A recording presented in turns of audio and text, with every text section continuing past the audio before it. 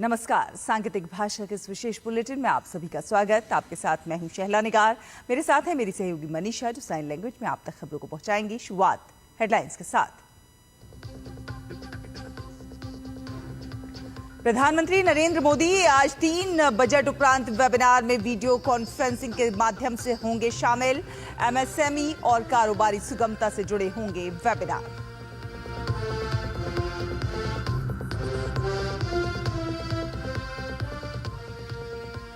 विदेश मंत्री doctor S Jaishankar का ब्रिटेन और आयरलैंड का दौरा आज से। अपने समकक्षों से द्विपक्षीय संबंध पर करेंगे वार्ता।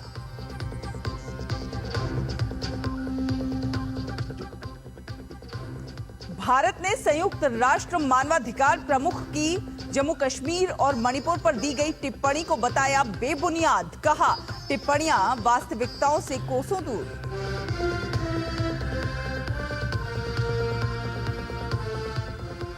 कनाडा और मैक्सिको पर आज से लगेगा टैरिफ। ट्रंप ने कहा, इसमें देरी की कोई गुंजाइश नहीं। उत्तर अमेरिका में बढ़ा ट्रेड वॉर का खतरा।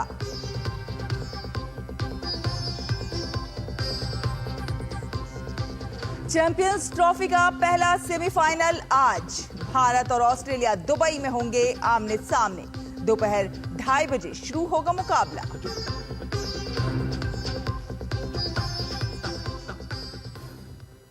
तो आपको बता दें कि प्रधानमंत्री नरेंद्र मोदी आज वीडियो कॉन्फ्रेंसिंग के माध्यम से 3 पोस्ट बजट वेबिनार में भाग लेंगे।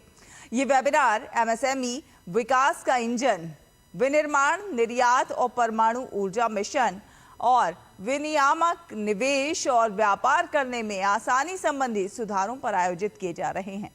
इस मौके पर वो कार्यक्रम में मौजूद लोगों को संबोधित भी करेंगे। ये वेबिनार सरकारी अधिकारियों, उद्योग जगत के प्रतिनिधियों और व्यापार विशेषज्ञों को देश के उद्योग, व्यापार और ऊर्जा रणनीतियों पर विचार विमर्श करने के लिए एक सहयोगी मंच प्रदान करेंगे। ये चर्चाएं बजट का कार्यान्वयन सुनिश्चित करने के लिए नीतियों के क्रियान्वयन, निवेश सुविधा और प्रौद्योगिकी के इस्तेमाल पर केंद्रित होंगी।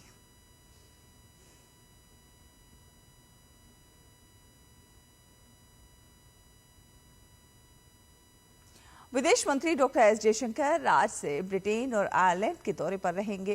विदेश मंत्री आज यात्रा के पहले चरण में ब्रिटेन पहुंचेंगे। डॉक्टर जयशंकर ब्रिटेन में अपने समकक्ष विदेश सचिव डेविड लैमी के साथ चर्चा के अलावा कई अन्य गणमान्य व्यक्तियों से मुलाकात भी करेंगे। विदेश मंत्रालय के अनुसार भारत और ब्रिटेन के बीच एक व्यापक रणनीतिक भागीदारी है। दोनों देशों के बीच रक्षा, सुरक्षा, व्यापार, अर्थव्यवस्था, स्वास्थ्य, शिक्षा और लोगों से लोगों के बीच संबंधों सहित विभिन्न क्षेत्रों में आपसी संबंध मजबूत हुए हैं। इसके बाद दूसरे चरण में वे 6 मार्च को आयरलैंड पहुंचेंगे। आयरलैंड के दौरे पर अपने समकक्ष साइमन हैरिस से द्विपक्षीय संबंधों पर चर्चा करेंगे। इसके अलावा वे कई अन्य नेताओं से मुलाकात करेंगे। इसके अलावा वे भारतीय समुदाय से भी मुलाकात करेंगे। भारत और आयरलैंड के बीच साझा लोकतांत्रिक मूल्यों, सांस्कृतिक संबंधों और बढ़ती आर्थिक आवश्यकताओं पर आधारित मैत्रीपूर्ण द्विपक्षीय संबंध हैं। विदेश मंत्री की ये यात्रा ब्रिटेन और आयरलैंड के साथ भारत के मैत्रीपूर्ण संबंधों को नई गति प्रदान करेगी।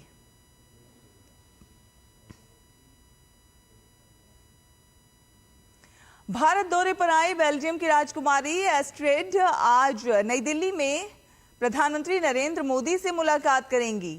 8 मार्च तक भारत के दौरे पर आई राजकुमारी एस्ट्रेड ने कल भारत के रक्षा मंत्री से मुलाकात की थी। इस दौरान बेल्जियम के रक्षा मंत्री थियो फ्रैंकेंस भी बातचीत के दौरान मौजूद रहे। दोनों देशों के बीच उन्होंने रक्षा और औद्योगिक सहयोग बढ़ाने के तरीकों और साधनों पर चर्चा की। भारत के रक्षा मंत्री राजनाथ सिंह ने रक्षा क्षेत्र में बेल्जियम के निवेश का स्वागत किया। उन्होंने सुझाव दिया कि बेल्जियम की कंपनियां भारत में अपना विस्तार करके और भारतीय विक्रेताओं को अपनी आपूर्ति श्रृंखला में एकीकृत करके महत्वपूर्ण भूमिका निभा सकती हैं। बातचीत के दौरान दोनों देश एक संस्थागत रक्षा सहयोग तंत्र विकसित करने पर भी सहमत हुए।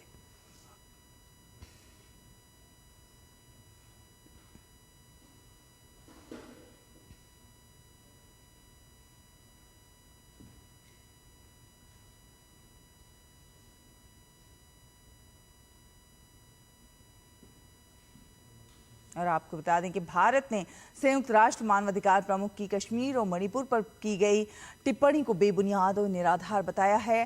संयुक्त राष्ट्र मानवाधिकार प्रमुख वोल्कर टर्क ने अपने वैश्विक अपडेट में कश्मीर और मणिपुर का जिक्र किया था।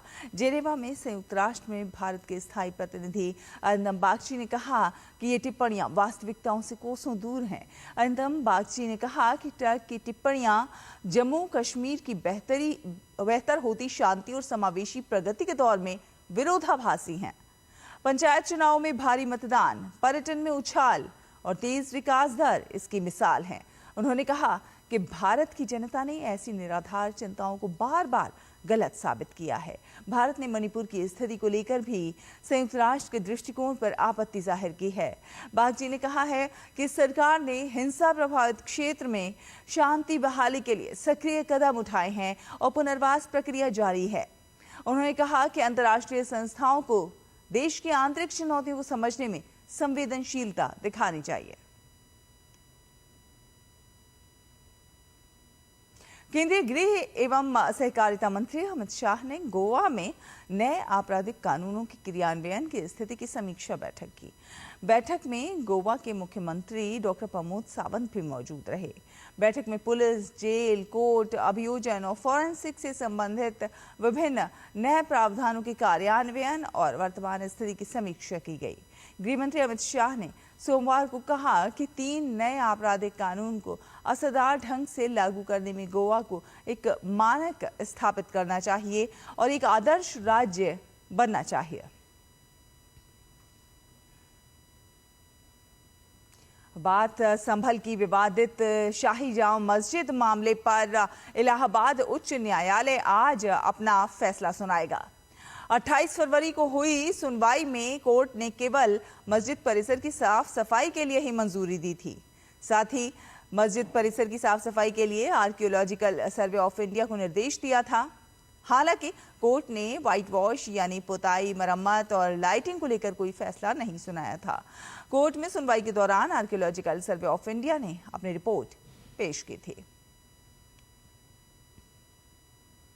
और बात करें मौसम की, तो मौसम विभाग ने आने वाले 3 से 4 दिनों में जम्मू कश्मीर, लद्दाख, हिमाचल प्रदेश में भारी बारिश और बर्फबारी और पंजाब में ओलावृष्टि की चेतावनी दी है।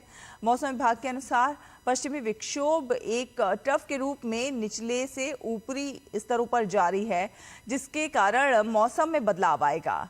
मौसम विभाग के मुताबिक जम्मू कश्मीर, लद्दाख, गिलगित, बाल्टिस्तान, मुजफ्फराबाद, हिमाचल प्रदेश और उत्तराखंड के अलग अलग हिस्सों में वज्रपात, भारी बारिश और जमकर बर्फबारी होने के आसार हैं। इन राज्यों में 70 मिलीमीटर या फिर उससे अधिक बारिश हो सकती है। इसका असर उत्तर भारत के अधिकतर इलाकों में दिखाई पड़ेगा। मौसम विभाग के अनुसार दक्षिण पूर्व अरब सागर और इससे सटे मालदीव और लक्षद्वीप के इलाकों में 35 से 45 किलोमीटर प्रति घंटे की रफ्तार से चलने वाली तूफानी हवाओं और हवाओं के तेज होकर 55 किलोमीटर प्रति घंटे की रफ्तार में तब्दील होने के आसार जताए गए हैं। इसी तरह बंगाल और मन्नार की खाड़ी में तूफानी हवा चलने के आसार हैं। अंतर्राष्ट्रीय खबरों का रुख करते हैं। आपको बता दें कि अमेरिकी राष्ट्रपति डोनाल्ड ट्रंप ने ऐलान किया है कि आज से कनाडा और मैक्सिको पर 25% टैरिफ लगाया जाएगा। ट्रंप ने कहा इसमें देरी की कोई गुंजाइश नहीं है। ट्रंप के ऐलान के बाद उत्तर अमेरिका में ट्रेड वॉर का खतरा बढ़ गया है। ट्रंप के बयान के बाद अमेरिकी शेयर बाजार में गिरावट का दौर जारी है। ट्रंप के बयान के बाद मैक्सिको की मुद्रा पेसो और कनाडाई डॉलर दोनों में गिरावट दर्ज की गई है।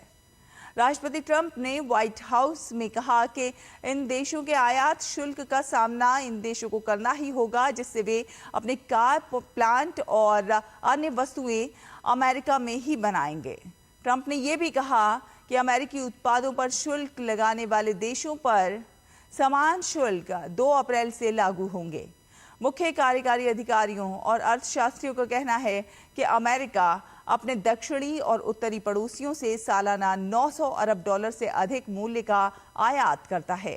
अत्यधिक एकीकृत उत्तरी अमेरिकी अर्थव्यवस्था के लिए ये गंभीर झटका होगा। अमेरिकी राष्ट्रपति डोनाल्ड ट्रंप ने यूक्रेन को दी जाने वाली सभी सैन्य सहायता रोक दी है। ट्रंप की पिछले सप्ताह राष्ट्रपति वोलोदिमीर ज़ेलेंस्की के साथ हुए विवाद के बाद यह फैसला लिया गया। व्हाइट हाउस के अधिकारी ने बताया कि राष्ट्रपति ट्रंप ने साफ किया है कि उनका ध्यान शांति पर है। अधिकारी ने कहा कि अमेरिका अपनी सहायता रोक रहे हैं और इसकी समीक्षा कर रहा है। लेकिन ट्रंप ने कल ये भी सुझाव दिया था कि यूक्रेन के साथ उनकी निराशा के बावजूद यूक्रेन के साथ दुर्लभ खनिज पर सहमति बन सकती है। बात करें खेलों की तो चैंपियंस ट्रॉफी 2025 के पहले सेमीफाइनल में भारत का सामना ऑस्ट्रेलिया से होगा।